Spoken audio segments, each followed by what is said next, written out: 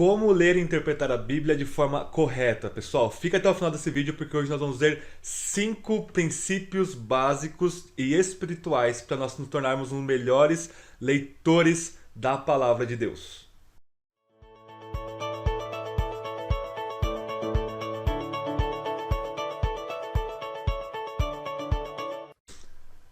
Bom, pessoal, nós estamos nessa nossa trajetória de estudarmos o que é interpretação bíblica e nós estamos usando o livro do Robert Plummer, pela editora Fiel. E nós estamos vendo então 40 perguntas sobre interpretação bíblica e como o Rob Plummer ele vai responder para nós. Nós estamos na pergunta de número 10 e nessa pergunta ele vai nos dar princípios gerais de hermenêutica, que vai na verdade ser duas partes, porque a pergunta 10 temos princípios, que nós vamos ver 5 princípios que ele vai colocar na pergunta 10, e na pergunta 11, que vai ser semana que vem, ele coloca mais princípios, como se fosse uma parte 2. Qual que é a diferença? Essa primeira parte são princípios mais espirituais, e na segunda parte são princípios mais formais da leitura bíblica. Então não perca nenhum vídeo nosso aqui dessas 40 perguntas, porque no final você vai se tornar um leitor da Bíblia muito melhor e muito mais competente e muito mais edificado nesse sentido.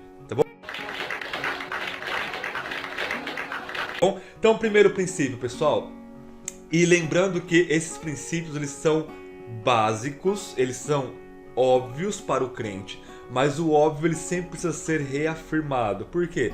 Nós somos pecadores, nós sempre deixamos esses princípios básicos, elementares, de lado na nossa leitura bíblica, e é por isso que nós declinamos na nossa leitura bíblica. O primeiro princípio é a oração. Não tem como ler a Bíblia sem estar encharcado e envolto de oração.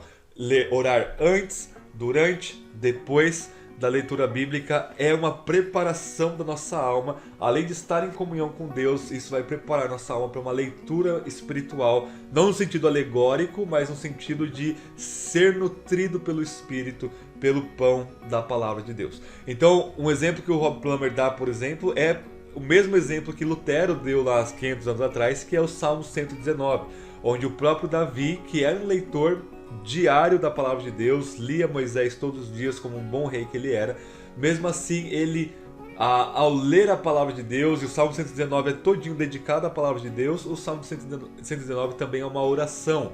Davi ele constantemente pede a Deus para o iluminar, o alimentar, o edificar, o guiar na sua palavra, que é luz, que é guia, que é aquilo que nos alimenta, que nos salva e que nos edifica.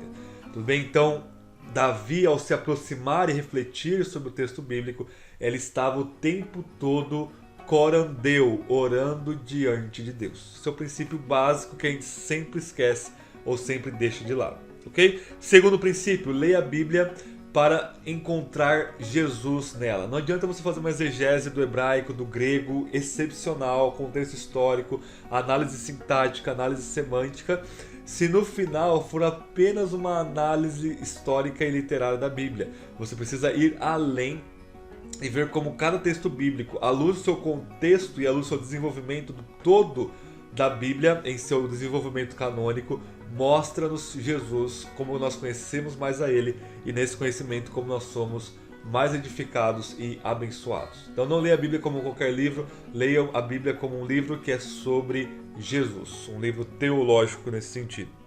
Terceiro princípio, que é o princípio da Reforma Protestante, a Bíblia interpreta a própria Bíblia. Isso não quer dizer que o leitor vá neutro para o texto bíblico, mas quer dizer que a Bíblia é um texto. Ela tem uma clareza, ela tem regras gramaticais, ela tem contexto histórico, que a gente vai ver na próxima aula dessas 40 questões, e ela o tempo todo se referencia a si mesma, se autorreferencia, o que chamamos de intertextualidade. Então, por exemplo, eu acabei de pregar, domingo agora, estou pregando em Apocalipse na igreja que eu pastoreio, acabei de pregar sobre a igreja de Filadélfia, onde Jesus fala que ele tem a chave de Davi, ele fecha, ninguém abre, ele abre, ninguém fecha a porta.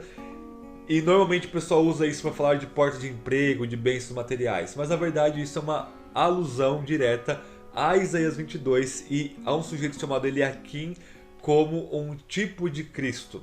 Então, se você quer saber mais sobre isso, assista a nossa pregação sobre a igreja de Filadélfia, que também está aqui no canal Instituto de Linguagem Bíblica. Então, permita que a Bíblia fale por si mesmo. Ame ela ao ponto de você ouvi-la e não impor o que você quer a ela. A Bíblia, a Escritura interpreta a Escritura.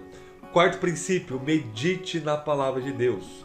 Não adianta você ler ou passar horas lendo a palavra de Deus se aquilo for uma janela fechada. Eu começo a pensar na Bíblia só no momento que eu leio e eu termino no momento que eu paro a leitura. Não. A leitura ela vai servir para você entesourar a palavra de Deus no seu coração.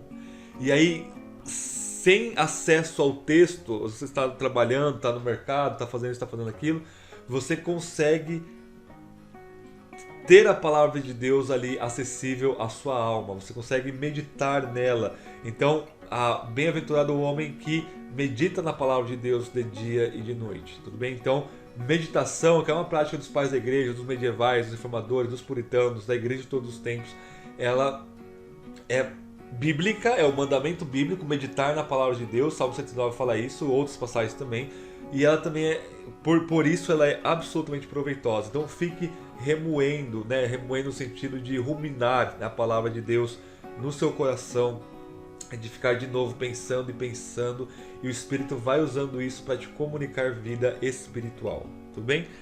Quinto e último princípio, pessoal, você precisa ler a Bíblia, eu e você precisa ler a Bíblia com fé e obediência. Se você chegar na Bíblia com incredulidade, você não vai entender corretamente o texto bíblico, porque entender o texto bíblico não é apenas juntar e entender uma palavra com a outra numa frase, não, é você aprender aquilo com uma realidade pessoal e transformadora para a sua vida, tudo bem? E conhecer mais a Deus através do texto bíblico. Então você precisa de fé para isso, que a Bíblia é a palavra de Deus, e isso só é dado a você pelo Espírito. E você precisa de obediência.